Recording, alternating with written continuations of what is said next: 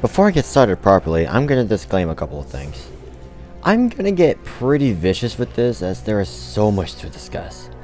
Second, I've noticed that I'm nearing 100 subscribers, perhaps maybe even surpass it by the time that this video goes up. I don't really think that I deserve these subscribers at all, but I genuinely appreciate all of you who have stuck with me despite my hit or miss videos. With those out of the way, welcome back to Weapon Guides. Today, we're revisiting a weapon that really should have been so broken that you can kill the sun like Engineer did in Battlefield Friends, the Galil.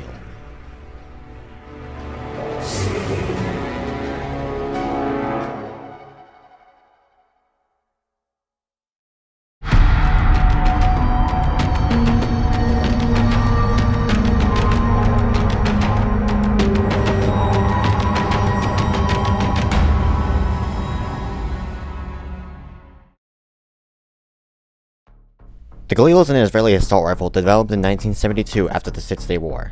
During the war, the IDF were mainly using FNFALs and long-barreled Uzis.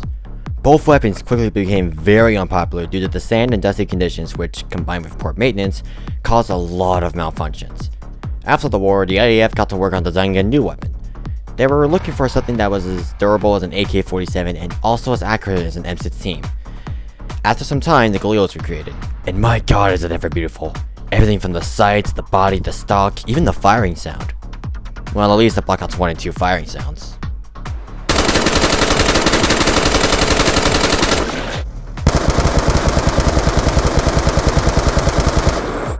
In the story, Galil is a member of Squad Negev, consisting of herself, Negev, Tar 21, and previously Jericho. Galil was first seen in Chapter 6. Her role was to literally find us and point to where Alchemist is. I don't really have a problem with this, but what I do have problems with is about everything else that Micah has done with the Galil. Don't get me wrong, I'm very grateful that the Galil is even here.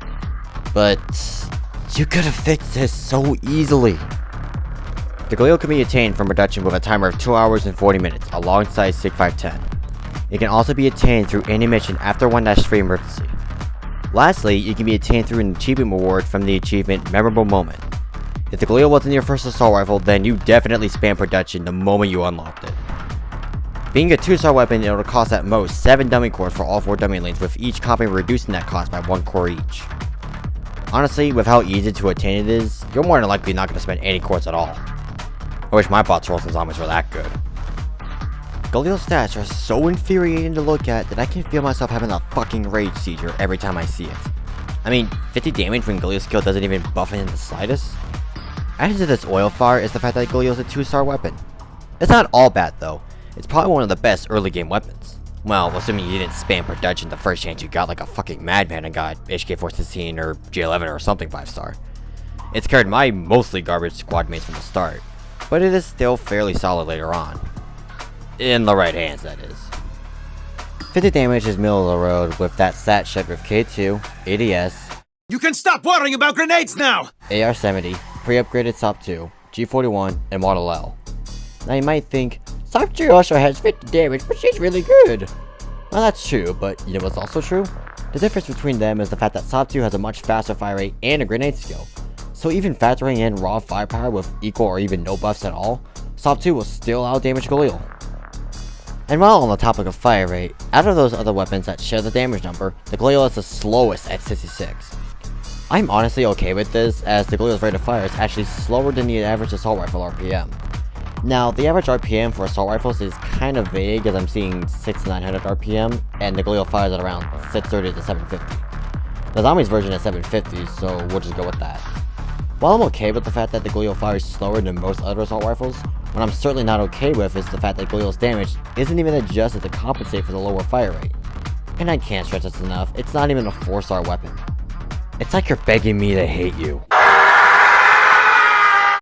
Evasion is pretty average at 43 alongside Habitat 54 and the worst piece of shit weapon to ever exist. With equipment, which I'll get to later, it can last against incoming gunfire from enemies. Well, depending on who's shooting at you. Does this mean you should use it for the front lines? Absolutely not.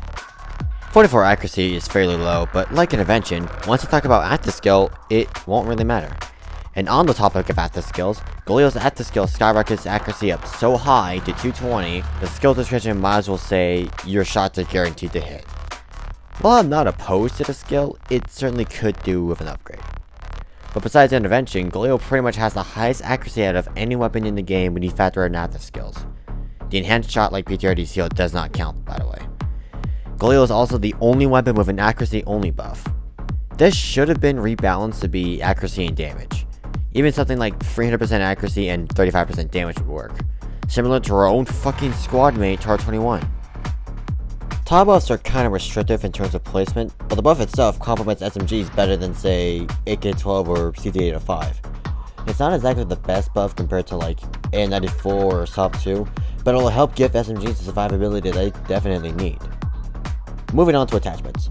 For your optics, a rifle scope is the only tolerable thing to even put on the Galil, especially since we don't have the Galil sniper yet. And if you're seriously using T-type exosuit for an assault rifle, there was something seriously wrong with you. But let's be honest, you didn't come here to see how the best use the Galil, you came here to watch me suffer. Overall, the Galil is an amazing weapon killed by the biggest dishonor I've seen since Black Ops 3 Zombies forced an optic on that Galil. The damage isn't even properly compensated for the lower fire rate, the skill is a bit lackluster, cool but still pretty lackluster, and the 2-star rarity is the biggest sin to have ever shown its face here since the Beast from Beyond released. But despite these shortcomings, the Galil is still an amazing early game weapon. So if you're freshly new to the girls frontline, I highly recommend keeping that one that you'll get from the achievement and just running a general assault squad until you start getting 4 or 5-star weaponry. What else is there to say that's not the game's less fun because of an underpowered Galil? There is nothing more to say. I don't think I can stretch this out any longer than I want to, so in that regard, that's all for this segment of weapon guides. If you enjoyed my suffering, which don't worry, you probably did, then be sure to tune in next time when... Actually, you know what? I don't know which weapon I'm doing next. I'll see you again when I see you.